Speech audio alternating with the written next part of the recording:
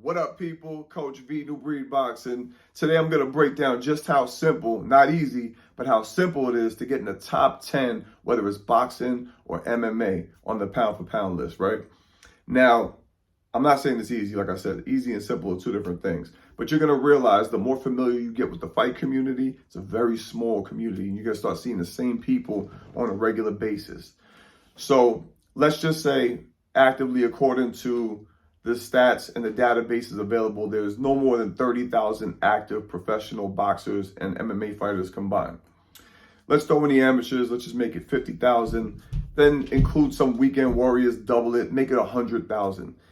Even if there's 100,000 active fighters between the amateurs and the professionals in MMA and boxing, which is less than that, it's still not even close to 1%.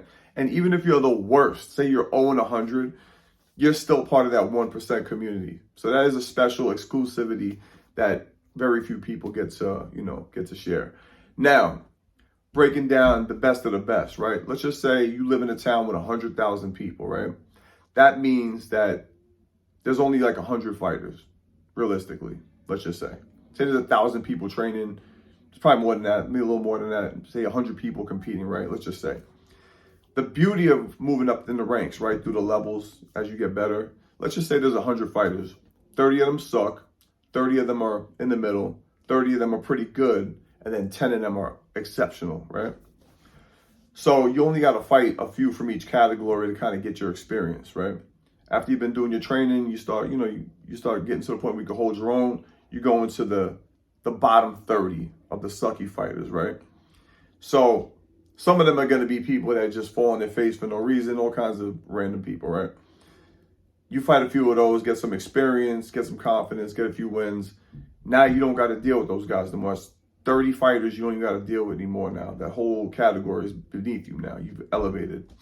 Then you get to the middle, the okay fighters. That's where you start learning. You advance a little bit more. You get a little more sophisticated. And you start picking up new skills. Right. So now you fight a couple of those guys. Now you fought, the bottom 60%, right? Keep sparring better guys, sparring guys in the top 40, you know what I mean? To kind of elevate your skill set so that you're ready for the next level.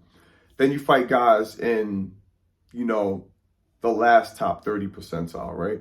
Or top 40, actually, I should say, right? And you win a couple of those fights, right? Once you get to that point, say you got 25, 30 fights under your belt. Now you're in the top 10, okay? Once you get to that top 10, that bottom 90% or 90 fighters, however you want to break it down, don't even hold weight anymore. They're not even on your level. Like, you would be giving them an opportunity at that point if they were to get a chance to fight you at that point. You know what I mean? It's almost like everybody wants to fight Canelo. A guy in the bottom 30 professionally would love to fight Canelo, but he doesn't deserve it. He hasn't proved himself, right? Because the payday is, the allure. People will take a beating for free, much less, for a massive payday. So that's basically how the food chain works. You know what I mean? Like, once you get through the say this, like I said, I break it down to 4 levels: the bottom 30, the middle 30, the top 40, and out of that top 40, you got, the top 10%, and that's where all the money is. That's when you hear there's like 100,000 active fighters, right? But you only hear like the same 15 or 20 names on a regular basis.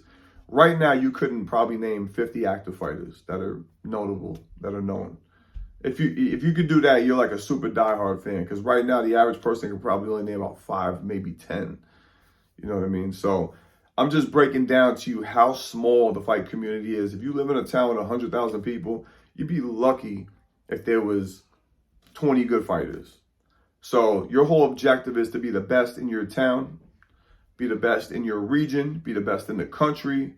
Then hopefully you can move on to being the best in the world. So I just want to break that down for you guys so you can really understand how simple this is. And maybe this will motivate you to start taking your training more serious. And don't take no back steps, man. Keep your foot on the gas. So anyway, I hope you found this informative. Like, subscribe, comment, share. Go check me out on Instagram at coach.v_. Online courses out now. Link is in the description. Till the next time, we out of here. Out.